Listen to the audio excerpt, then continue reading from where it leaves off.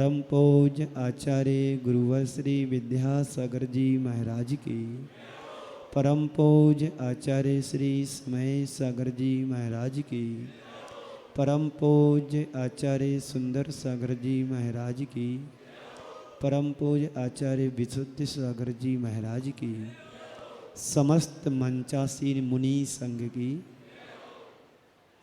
जय बोलिए। परम पूज्य मुनि श्री 108 अरय सागर जी महाराज की। आवाज थोड़ी खोलेंगे। आप लोगों को कैसा लग रहा?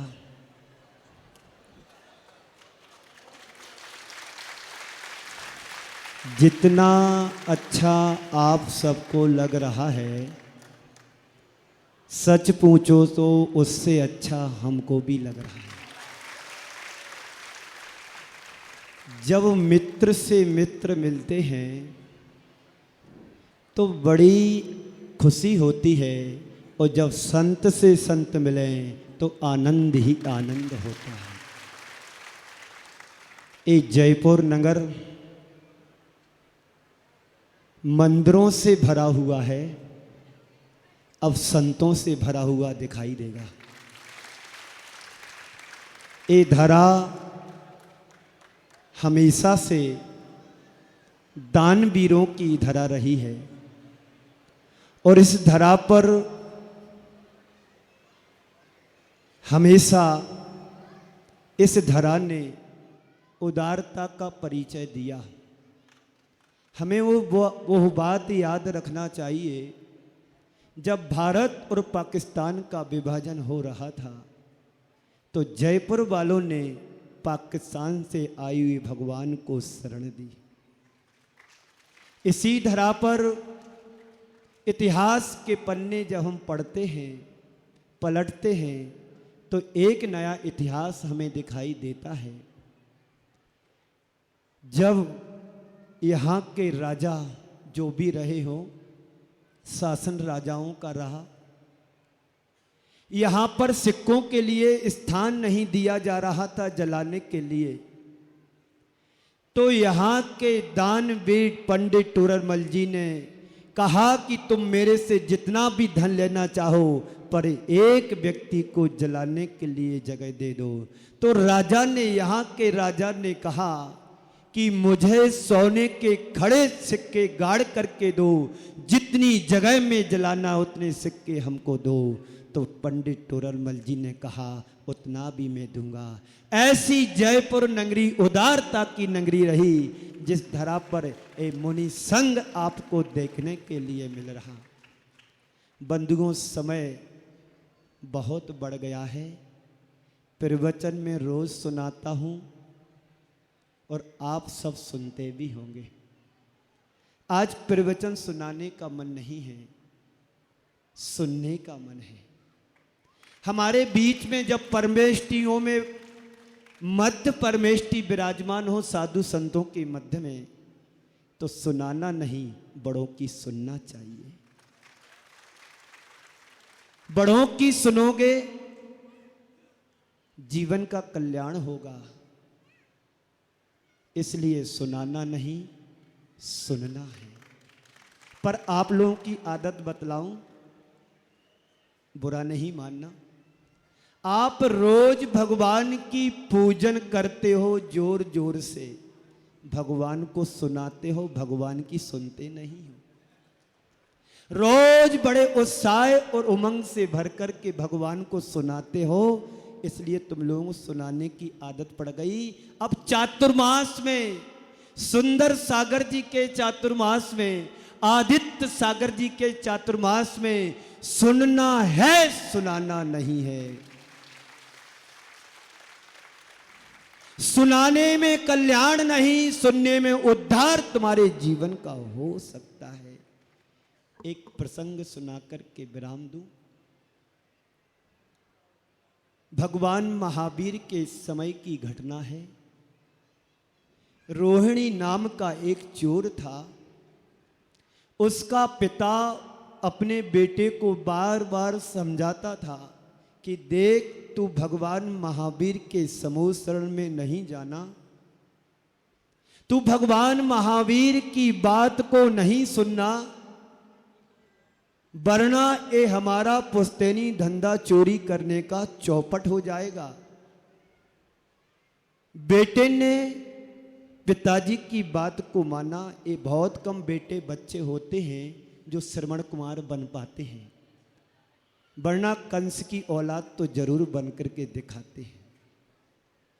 तो उस रोहिणी नाम के चोर ने अपने पिता की बात को मान लिया। ठीक है पिताश्री, मैं भगवान महावीर के समूह शरण में नहीं जाऊंगा, पर सुंदर सागर के समूह शरण में जरूर आ जाना। जो बात तुम्हें अच्छी लगे उसको सुंदर मानना, और जो बात अच्छी ना लगे उसे अरह सागर मान लेना। तो अपने पिता की बात को माना कि मैं भगवान महावीर के समूह शरण में नहीं जाऊंगा और उनकी वाणी को भी नहीं सुनूंगा। लेकिन एक दिन चोरी करके भाग रहा था। चारों दिशाओं में से 3 दिशाओं में पुलिस लगी हुई थी, पर एक दिशा खुली थी जहां भगवान महावीर का समूह शरण लगा था। जैसे इस मंच पर आज आप देख रहे हो, ऐसा ही समूह शरण था। चतुर्विध संघ का समूह शरण होता है, जिसमें 12 सभाएं होती हैं क्रम से। इसी तरह से रोहिणी नाम का चोर चोरी करके भागता है। इधर जाऊं तो पुलिस, उधर जाऊं तो पुलिस, इधर जाऊं तो सैनिक। अब एक ही रास्ता बचा है, जिस रास्ते पर कोई नहीं है, उस रास्ते से आगे बढ़ता है। पीछे से पकड़ने वाले सैनिक दौड़ लगा रहे, आगे से चोर दौड़ रहा है। जैसे ही आगे बढ़ते हैं, चलो समूह शरण लगा है, कोई बात नहीं, भगवान महावीर की बात को नहीं सुनना है तो मैं कान में उंगली लगा लूंगा, पर रास्ता तो यहीं से निकलना है। जैसे ही भगवान महावीर के समूह शरण की ओर भागता है, समूह शरण के नजदीक उसके पैर में ठोकर लगती है, गिर जाता है और संभलते हुए उठता है। तो उठूं कैसे, जब हाथ उंगली में कान से निकालें तो उठने का प्रयास करूं। कान में से जैसे उसने उंगली को निकाला, और निकालते ही उसके कानों में एक वाक्य सुनाई देता है दिव्य ध्वनि का, जो अभी आप सुंदर सागर जी से सुनेंगे। भगवान महावीर की दिव्य ध्वनि के समय ये बात निकली मुख से कि देवों की पलकें नहीं झपकती हैं। इतना सुनना था, वह रोहिणी नाम का चोर मूर्छित हो जाता है।